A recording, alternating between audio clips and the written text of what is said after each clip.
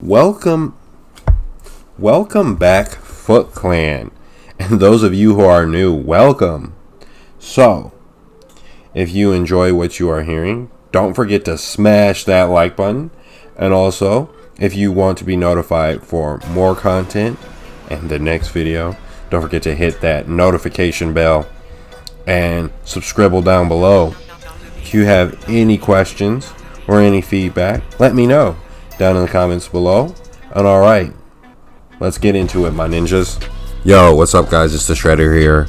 So, what's going on? Hope everyone's having a great week. So I expected to have this video for you all like earlier this week, but things got kind of busy.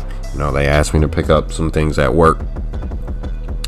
So the archetype we're going to be talking about today is Dragma, like some of you asked. Do with that information as you may. So when this archetype comes about in August, it comes out in the set called Rise of the Duelist, and there should be a change in the metagame within the TCG because we're getting the rest of the Infernoble Knight support, including Dragma. Also, we're getting Chaos support and some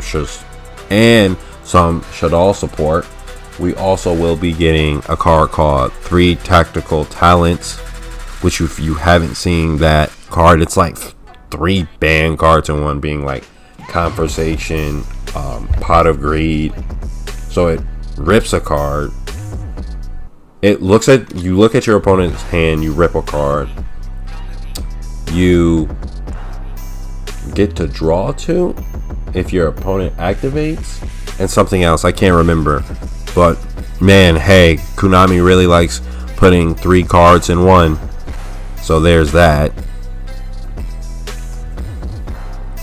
Now Dragma will peek into the meta with alongside the Fire Nation, as I will be calling them, though they are known as the Infernoble Knights, where these two are fighting for the top spot in the OCG of the title of best deck in this sense. So what the Dragma archetype offers, or what they are, is they are light spellcasters, but to the lore, as I have read it, they are Catholic dragons. So that's kind of odd. On a base of real life, I wouldn't really mess with them. But anyway, as a deck, they now have about 12 cards, and only about 6 of them really see play to be competitive in a sense, because the other half really aren't. This video, I plan to do a deep explanation of those 6 cards. Look at what that deck does, what decks can play them as an engine, some combo ideas, floating around with Necros, Invoked, and stuff like that. And lastly, I will look at the other 6 cards and also the possible price point of those 6 cards, or of the competitive 6, or the archetype and deck as a whole for you all. Alright, let's start with the starters, obviously. And let's start with by looking at the card design of Dragma and the general plan. So whenever you summon a Dragma monster or a Dragma card, or use a Dragma card in this sense, like Disciples, you can't use your extra deck because Dragma's gimmick is they're haters of the extra deck. They also have battle protection. They also allow you to foolish cards from the extra deck, which allows Dragma to actually, if you think about it, take advantage of these extra deck cards that trigger in the grave. So your starters come in a package of a spell, like I said earlier, called Disciples. I'm just going to call that. Sorry, dyslexic moment. Almost drew a blank. And the Saints, or the Saint, which kind of looks like Ray. I'm not gonna lie. It looks like Ray in like a dragon form. But they're spellcasters. So there's that. But anyway, both cards search just about any Dragma cards you want. The Sparrow works well because it foolishes, which already can lead to more advantage down the line. Because having the fusion in the grave called, I'm not going to say its name, I'm just going to call it the Dragma fusion. I think it goes by Bastard in the OCG. On the end phase, it lets you get the Knight, which is basically a monster negate on your opponent's turn, which is kind of cool. You can also foolish other cards. I'll explain that later on for you all. With the help of Magnus, I think I said that right. This leads to more foolishes and his effect. So let's talk about Magnus here. So Magnus, what he does is he summons from cost by banishing from the grave an extra deck monster of any kind. Basically a link, a fusion, a synchro, and it exceeds. But on top of that, he sends, or both players in this case, send 2 cards from their extra deck to the grave. So, some monsters that work really well when they hit the grave, such as removal cards, as Elder Entity Nynthus and Psyframe Lord Omega, just to name it 2. You can also send El Shaddai at Cologne, really good, and that leads you to this new card with Shaddai's that lets you fusion summon on your opponent's turn. It also sends, I'm not going to say its name, but it makes a window on your opponent's turn, which is pretty good, which is how they kind of win. That's kind of their win con. They make a window on your turn, and they use the Knight to they use the Knight in a sense as an effect veiler, because how the trap card works is it lets you fusion summon, and then you get to send a monster, I believe, to your opponent's monster, in this case, to the grave. So I think it has to be the same type. So in this case, if you have Winda and your opponent summons a dark monster, so this works well against Orcus, because like if you send it to the grave, like let's say it's not Harp, right? And they make Gritsu. I'm looking at this from an OCG perspective, obviously. And you send Gritsu to the grave. Well, now Gritsu's in the grave. You're now locked under Winda, which is only one special summon. And whenever you special summon, doesn't matter, because if it has a powerful effect, it's getting effect veilered by the Knight. So there's that. And that leads to, again, more pluses. So, like I said, long tangent. You get to send your opponent's card to the grave. Also, they have an inherent trap, which is really good. It target and destroys. It also foolishes, as you can tell, and it sends a card from the extra deck to the grave, higher or equal or higher. And what that does is it destroys a monster. But the downside of this is you cannot use your extra deck to the end of your turn. So that's kind of how that works. So now we're going to talk about engines. And the engines that work well with Dragma, or so far that we have seen in the OCG, is the Invoked, the Outledge, the Shaddai's, and the Necroz. The Necroz engine has seemed to pick up a lot of support from the fan base, from TCG and OCG. Just looking at it from the OCG, the recovery game and the control is very good in the OCG. That's kind of how the OCG players play. They play a very control and resource game. So the Invoked is played, but in my personal opinion, I think it's good. I enjoy it.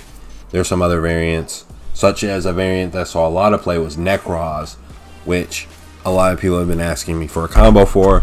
I'm getting that to you. Give me a chance. So the thing is about the Necros variant is it's very susceptible. It's very likely to lose to a lot of things. I believe in its first weeks out, it's going to see a lot of play. Here's where it loses to. It loses to Droll. It loses to Nibiru. There's no way to stop Nibiru, which the Invoke version can. But the problem is if you play the Necros version, you make a unicorn. So that makes your extra deck monsters useless in this case. I believe they draw 10 using stuff like Herald, Augusta Emerald, some other cards. I can't remember what they are. But it plus is 10. But it loses to Nibiru. So I don't like it. There's that. I'm not a fan of it. There's the Outlet version, which, you know, they don't care about their extra deck anyway. So, and they're not normal summon reliant. So you do Dragma stuff, and then you do Outlet stuff, and then you say go. So that's how that works. Plus they're lights. So there, you know, there's another thing. That leads to more. That leads to my last version, which is Shaddol's, which the Shaddol version plays all the engines together, because light, construct, you know, you got a Shaddol, you got a window, you got all this. How many engines can I shove in dot deck? It's what's becoming. It's like Dragma, Outlet, Shaddol's. Like, that's what it is. I'll probably be posting the deck lists at some point. Hear me out. It's on Road of the Duel, so if you want to see it, it's over there. Like I said, the Invoke variant is really good. I mean, you're ending on at least a 2-card combo leads to 4 disruptions. That's pretty good in the Dragma Invoked. I mean, and the disruptions end up being a Winda. They end up being a Makaba. They end up being the Dragma Knight. They end up being the Shaddol. I'm going to call it RQ. The Shaddol RQ. That's a lot of support for one deck. No, that's a lot of... That's consistent. Like, you don't want to... Like, if you think about it, like, in the OCG, you start off with 5 cards, right? 2 cards lead you to 4 disruptions. And you have hand traps to back you up. These other disruptions can lead to other things. You know, at some point we're getting Dragoons, so that's another thing you got to worry about. You can also see how this deck of Dragma is very consistent and strong, but this seems very fair on the surface because the cards are kind of like Necros Kaleidoscope, and if you actually look at it, the cards, or the deck in a sense, has a lot of room for tech cards and hand traps and things of that matter. You know, you can shove make this card a 40 card deck with a bunch of engines, or you can make it just a pure control variant kind of style deck. You know, I've seen decks where people play souls and this and stuff like that. You can play things like Super Poly, just more mind to the... It's kind of weird. It kind of reminds me a little bit of Striker in a sense. Because Striker... This is like the weird part about modern Yu-Gi-Oh! I'm going to go off on a side tangent. Is that the deck has a toolbox or has a strategy that it does. But it can also shove 12 hand traps, other 12 tech cards, or whatever it wants to throw in there, which makes the deck really good. I mean, if you look at the Dragma cards on the surface as a pure whole, they're really good at going second, you know. So what do you make? Like, do you make a board that's like indestructible with the Striker, with the Dragma cards, and you make a win, and you make them, they hold a win, and they can't break that. So you then OTK them, and then if you go second and you open well, you could just OTK your opponent. It kind of reminds me a little bit of, and I always go back to this, of any deck. Like, you look at Zoo, you look at Salad, you look at Orcus. Those decks do that. Like, one mistake, you're getting OTK'd, or one mistake and you slip up and you're getting locked out of the game. People don't like that. I'm not a fan of Salad. I just am not a fan of Salad, you know. But I am a fan of other things that are like Salad. I always compare Salad to Zoo. Alright, so lastly here, I'm going to look at the Dragma cards, or the other non-competitive ones that haven't really seen much play. And the other point that I need to make is like what the price point is. So Dragma have a field spell, and it just makes the Dragma monsters untargetable with monsters from the extra deck. Wow, that's just lackluster. And it fits the Dragma gimmick, but it's just not like that good. I'm not really a fan of it. I believe other ones that I've read, it protects the monsters from battle, believe it or not, so they can't die. I believe Saint has that effect, that it can't be ran over by battle, but I think that's by extra deck. Don't quote me on that. Oh, they also have this big 11/8 monster that can be searched off of Chaos Space? Question mark? That's interesting. But anyway, I think what it does is, believe it or not, it can banish cards like Link, Exceeds, Synchros, Fusions from the grave to special summon itself. It also has a burn effect. I believe it like attacks each one of them. You take 800. That's kind of cool. So after researching or looking at what's going on in the OCG and the Shredder's degree and Yu-Gi-Oh bullshit, I believe that the core itself, or the deck of the Dragma cards, may run between like $200 to $300 plus. But hey, don't quote me on that, because there's other things in that set that are really good that may come out. But I see the deck being around $200 to $300. So there's that. Alright, hope you enjoyed. I really hope you enjoyed. Later I will showcase some Dragma combos with Invoked and other decks. I believe there's a Necroz variant I should show. I believe Zoo is just normal Zoo shenanigans, but you just end on a Drynit and then you do Dragma stuff. Cool, I guess that's kind of cool. I should do Necroz because I believe it's gonna see play. I don't believe it's successful, but it's gonna see play. Alright, so that may come up.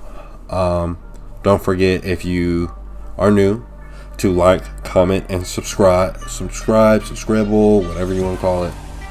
Alright, peace out. Have a great day. Peace, and Shredder out.